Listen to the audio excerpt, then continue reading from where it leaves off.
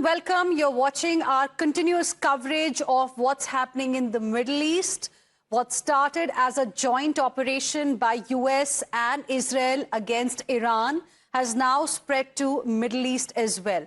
Even civilian areas are being targeted by Iran in retaliation in the Middle East. And we are getting you everything that has happened so far and what's really expected ahead. Viewers, the Middle East has descended into absolute chaos as Donald Trump decided to unleash hell upon Iran. Americans launched airstrikes on several cities in Iran with the assistance of Israel, and this was swiftly responded to by the Iranians. Iran has now decided to strike several American bases in the Middle East, but the decision to do so has complicated matters further, as the Middle Eastern countries have now been forced to pick sides because civilian areas are being targeted.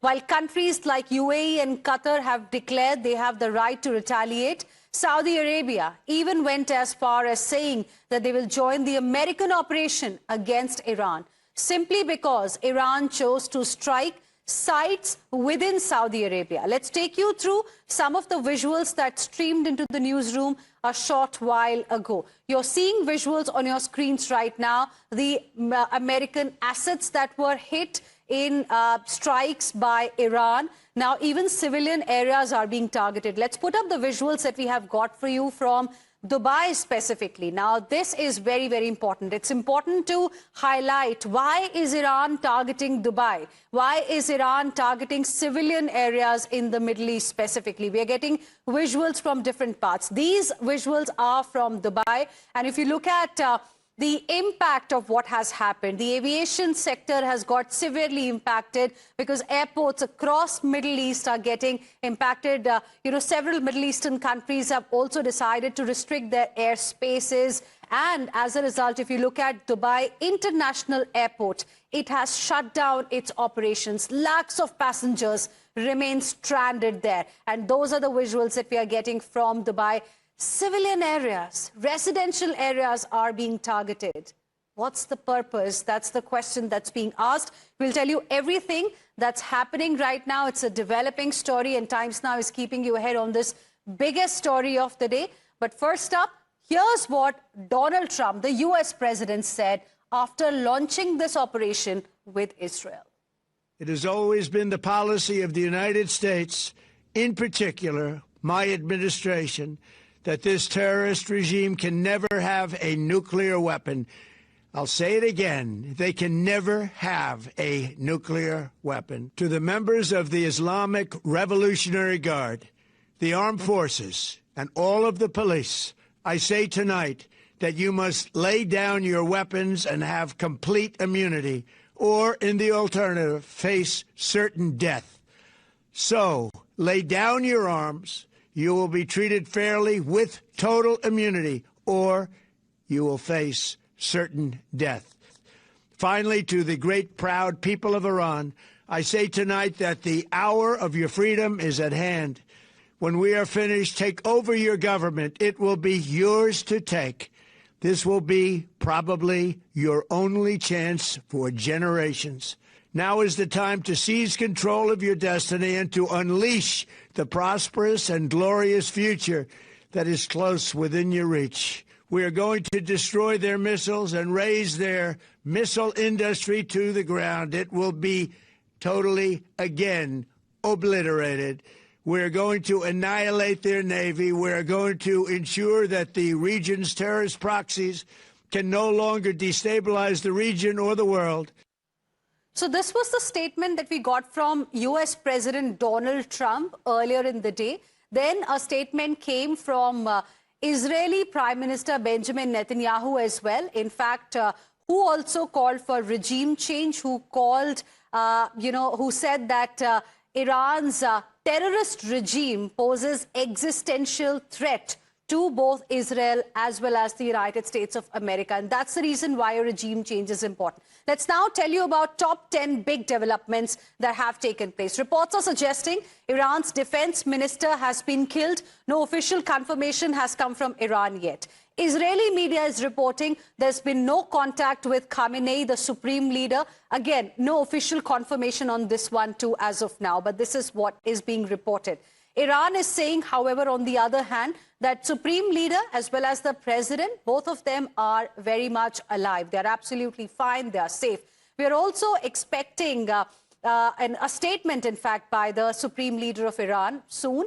Saudi Arabia has declared that it's going to join U.S. operation.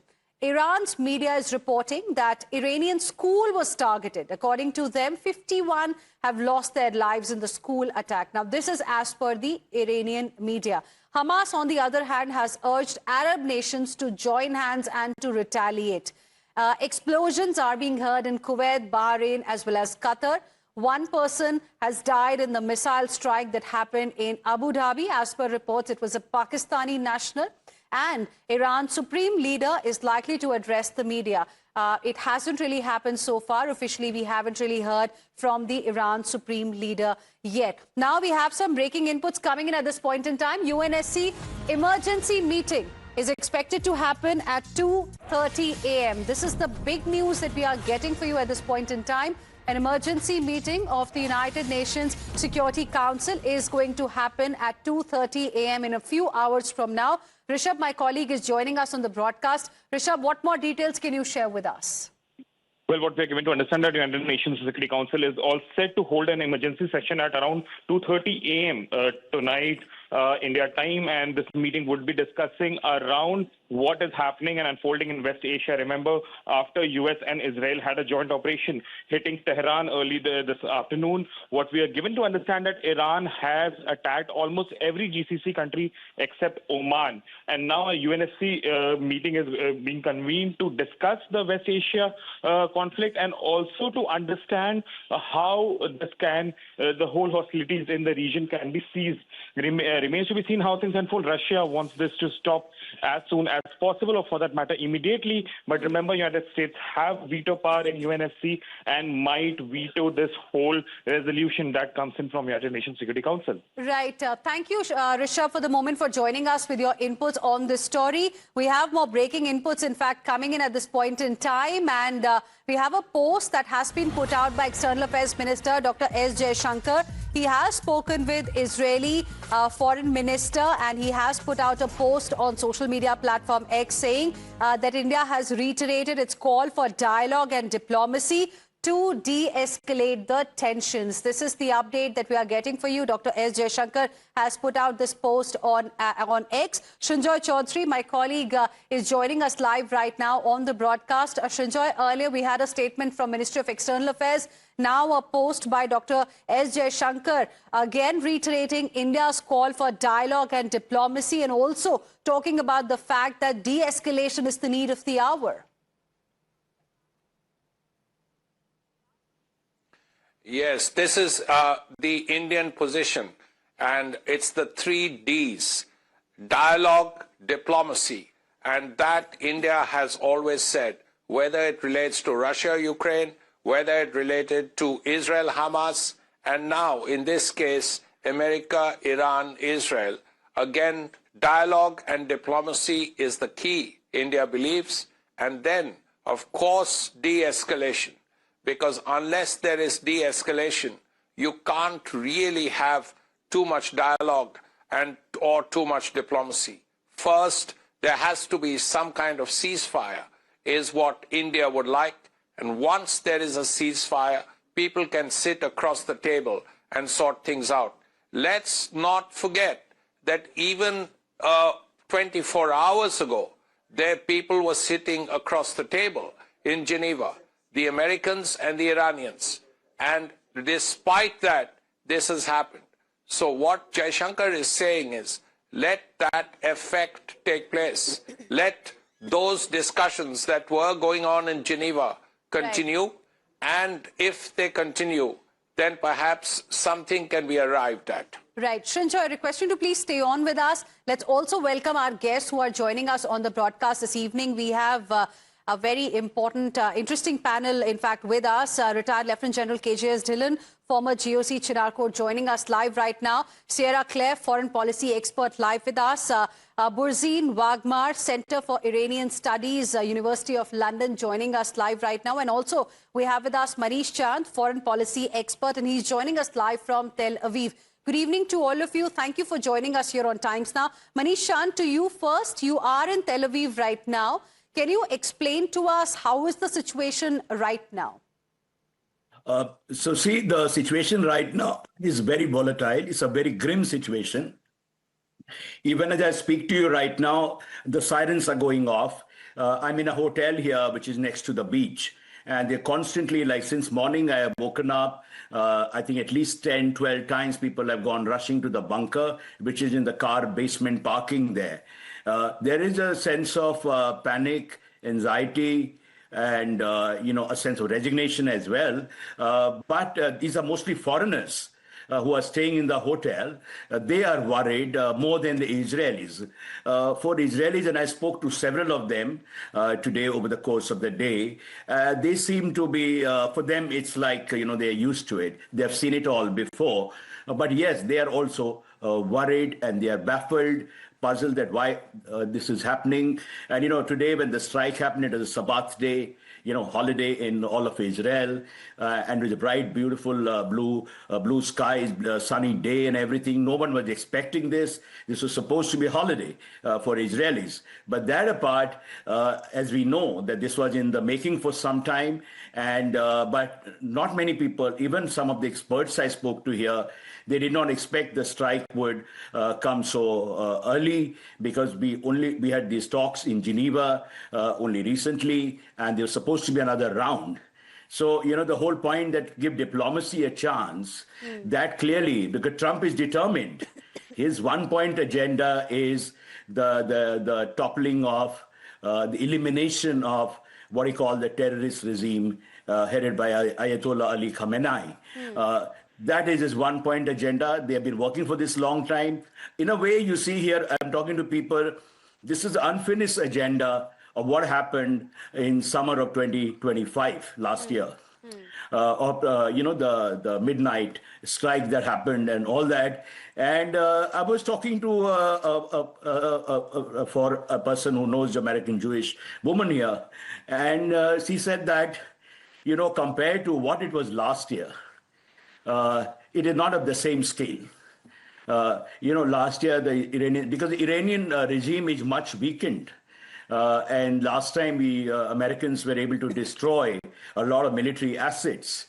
And right now, this time around, the focus is on dismantling, destroying their ballistic missile capability, apart from the nuclear bomb, which they want at any cost. Americans want to prevent that. Trump has spoken in an evangelical tone, that, it's time, the hour of freedom is at hand. But I'm not sure whose freedom is he talking about and where it is going to go from here. Right. Okay.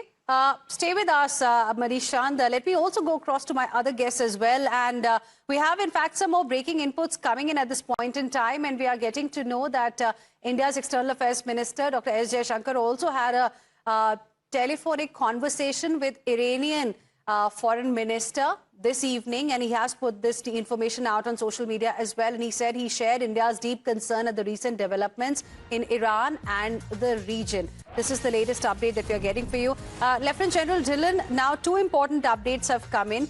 The External Affairs Minister has spoken to both the Iranian foreign minister as well as the Israeli foreign minister.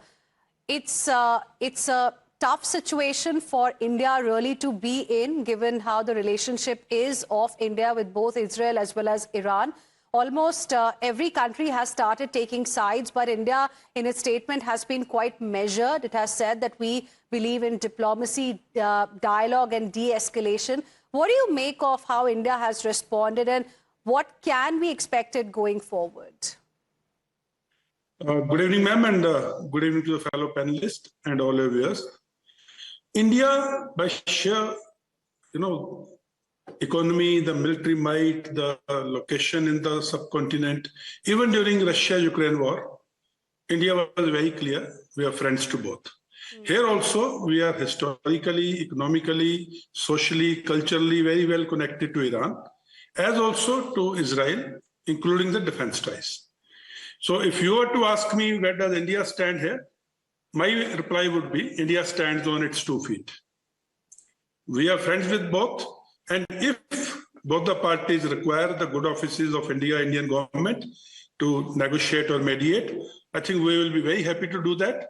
And as far as our taking sides is concerned, I don't think India will take anyone's side because we are very friendly with both the nations and we need them in the long term. Right. Burzin Wagmar, I want to understand from you, in your opinion, how should we see the response by Iran? Because it seems it's no longer limited to American assets, be it, in parts of Middle East or elsewhere, because now even civilian areas are being targeted. I mean, why is Iran targeting the civilian areas in Dubai? Iran had made it clear already that they would go all out. And it is just doing that out of sheer desperation, which is expected from a discredited, beleaguered, embattled regime at home with nothing to offer. And it is existential for them in more ways than one, with a regime on borrowed time. So they would attack these American assets across the GCC. But now even these civilian targets, as the Pakistani national who died in Abu Dhabi this morning that you pointed out, because it's a scattergun approach. And by roping in others and distracting from Iran, they feel they can bring on the Gulf and Muslims towards their side. But that is not going to happen. That is plain enough for all to see. Lieutenant General KJS Dhillon, it's no longer limited to American air bases or American assets there. It's much more than that. Civilians are being targeted. And if the idea is to unite the Arab world or the Gulf nations, then we've got Saudi also coming out and very clearly saying that it's going to support America in this operation and not Iran.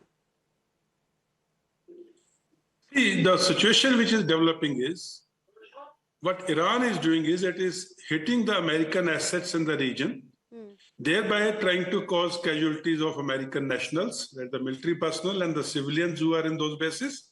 And the body bags will go back to American homeland.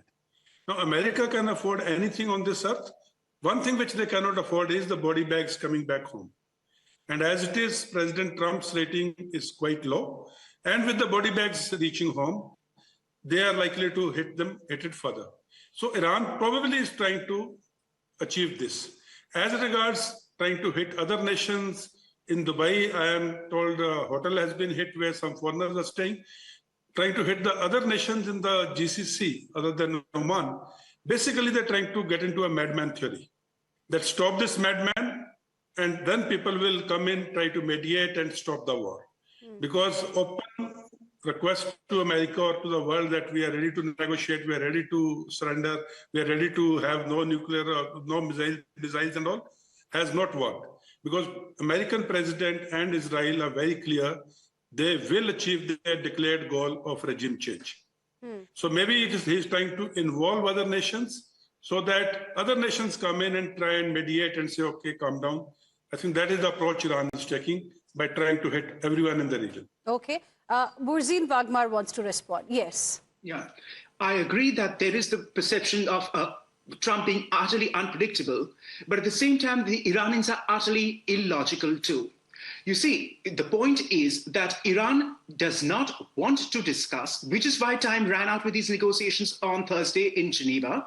It does not want to discuss anything in that because Khamenei and the others, and you have to understand the 12er Shia Ithna Ashari Islam psyche of martyrdom here. They'd rather go down fighting than capitulate because it questions the very raison d'etre of the regime since 1979 and their core notions of sovereignty and national pride. And yes, it sounds bizarre, if not outright bonkers, if Iran thinks that it can take on the US might.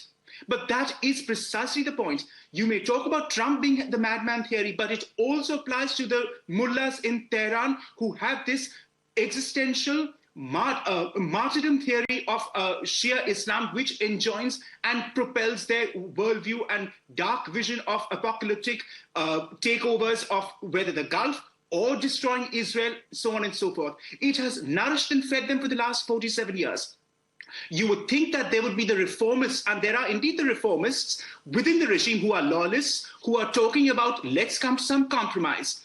But the extremists and the hardliners, the Paydari faction as it's known in parliament, among others, and Khamenei is a hardliner who comes down rather on their side, do not want to do so because they feel give an inch, take a yard is the proverbial saying in English, and it would unravel everything that we hold dear in the regime and all those who are stakeholders in it. So there is this bizarre belief that they can take on Trump. And there is also this notion embedded that Trump's attention span is so limited.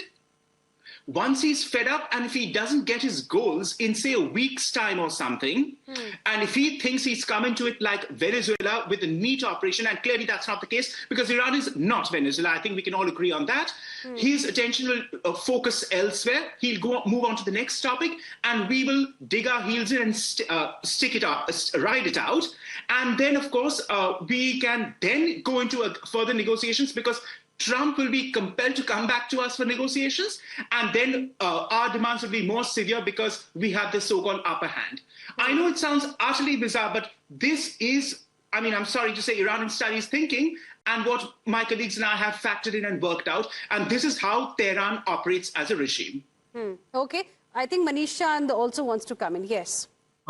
Yeah, so you see, I mean, this time around, it's a fight to the finish, you know. If you look at the tone in which Donald Trump is speaking about, it is very clear that he would stop at nothing short of ensuring the destruction of the regime, the change of guard there, and, you know, the nuclear bomb, you know. But this is also a very strange theory that, you know, post strikes, what happened last year in the summer of 2025, Americans claimed that the Iranian nuclear facilities have been destroyed. Clearly, they were not destroyed. But more importantly, we have to understand when we talk about Iran's mischief potential, and that is what this time around the target is, Iran's ballistic missile capability. This is what the Americans have decided, that to defang the regime, to pulverize the regime, you have to really go all out this time, because this is not going to happen again. I mean, I do not agree with my esteemed panelists that if Iran is thinking by any stretch of imagination that if Trump will come to the negotiating table, I think we are looking at two fanatics this time. Okay. If the clerical regime is fanatical, Trump is increasingly proving to be an Ayatollah in his own way, so to speak. It's funny, but that's the way he's behaving. Okay. That you have to do it. And whatever it takes. You know, it's like he is a Republican president. You see, there is a deeper Republican ideology here, which is couched in theological language about good versus evil and all that. So you have to go to the deeper underpinnings of it. He is also catering to his MAGA constituency. He cannot afford a kind of a loss of face. And if he's seen to be losing out this time, you know, he just simply cannot afford it. It will be too politically costly. So there are the domestic compulsions. There is Trump's own idea that he's the savior of this free world and he must get rid of all the people, all the hostile regimes. We do not quite subscribe to the American way of life or American way of thinking. So existential struggle will continue. Yeah. Okay. Sierra Claire, foreign policy expert, also is joining us on the broadcast. Good evening to you. Thank you for joining us today. Now, there's also going to be a UN Security Council meeting at 2:30 a.m. Do you see something happening there? Do you see things getting better, or do you expect escalation? Having me. Well, the UN Security Council has proven themselves to be pretty much unable to act time and time again, especially with regard to Iran. I would like to see some action from them with regard to the nuclear weapons. That is the UN's domain, and they haven't reined it in the Iranian nuclear weapons program at all. And that's one of the reasons why America has stepped in here. So I would like to see something from them on that, but I doubt that we will. Lieutenant General Dylan, any views on that? United Nations over the last few decades has become, you can say, non-effective organization. Yes, they will take out some statement, but factually on ground, nothing will move because either side, this one or that one will veto any powerful resolution. So nothing concrete is going to be coming on ground, and United Nations does not have the teeth without the American money and American might to do anything on their own. I think it's an exercise which generally the people with the white shirts and nice ties do, and with hefty pay packages. Otherwise, nothing on ground. Okay. And I want to also ask you, Lieutenant General KJS Dylan, about what exactly, in your opinion, is Trump really trying to do here? Because, Geneva talks, everybody had high hopes from there as well. Maybe something is going to come out, and then suddenly after a few hours, things changed completely. We are talking about literally a war that's going on that has now expanded to the entire Middle East as well. Iran was also ready for this kind of an attack, perhaps from US as well as Israel. But in your opinion, what is the real agenda? Ma'am, it's not that suddenly the Geneva talks didn't produce any result and the war started in next 10, 12 hours. The wars don't start like this. War preparation takes months. The war assets have to be mobilized, moved. The aircraft carrier groups have to be moved, placed on ground.